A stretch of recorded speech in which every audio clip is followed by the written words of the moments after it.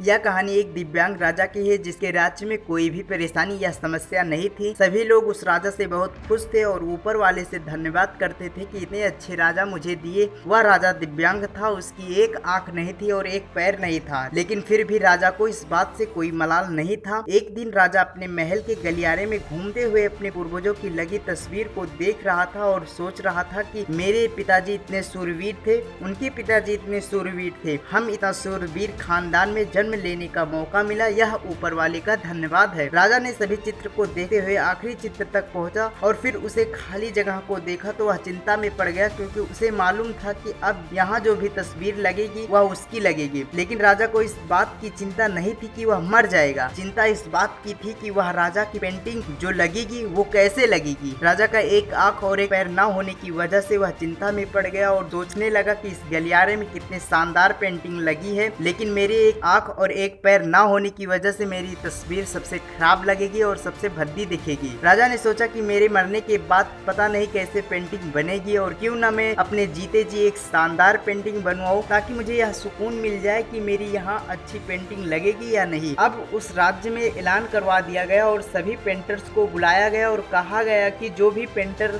राजा का शानदार पेंटिंग बनाएगा उसे शानदार इनाम मिलेगा। अब सभी पेंटर राज्य में आए। उन पेंटर को पता था कि अगर शानदार पेंटिंग बनेगा तो शानदार इनाम तो मिलेगा, लेकिन जिस राजा का एक आंख नहीं है और एक पैर नहीं है उसका शानदार पेंटिंग कैसे बनेगा। पेंटर सोच रहे थे कि इनाम का तो पता नहीं, लेकिन अगर शानदार पेंटिंग नहीं बनी तो राजा गुस्सा हो जाएंगे तो सजा मिलेगी, इसलिए बड़े से बड़े पेंटर आगे नहीं आए। तभी उसमें से एक लड़का बोला, राजा साहब मैं आपकी पेंटिंग बनाना चाहता हूँ, मुझे 24 घंटे का वक्त दीजिए। आप सभी बड़े बड़े पेंटर हैरान हो गए, यह लड़का क्या पेंटिंग बनाएगा, और राजा को पेंटिंग पसंद नहीं आई तो सजा जरूर मिलेगी। राजा बोला ठीक है, आप बना करके लाइए। अगले दिन वह लड़का तस्वीर बनाकर लाने वाला था और दरबार पूरी तरह से भर चुका था और लोग दूर दूर से देखने के लिए आए थे वह लड़का कैसे पेंटिंग बनाकर लाया है। अब लड़का जब उस राजा की पेंटिंग बनाकर लाया तो लोग आश्चर्यचकित रह गए, सब लोग जोर जोर से तालियां बजाने लगे और जब राजा ने उस पेंटिंग को देखा तो खुश हो गया और बोला कि वाह,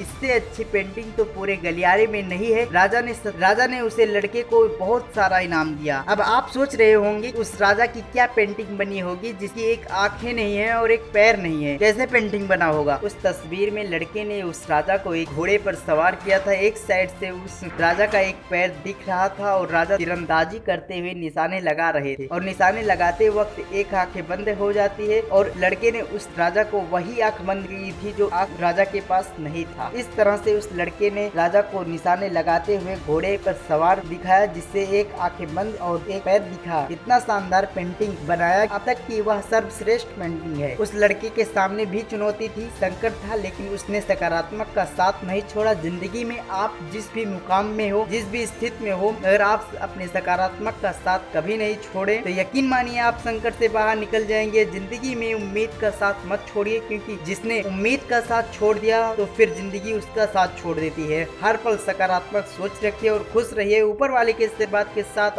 अपने प्यार के साथ, अपनी अच्छी और सच्ची मेहनत के साथ कर दिखाओ कुछ ऐसा कि दुनिया बनना चाहे आपके जैसा। धन्यवाद।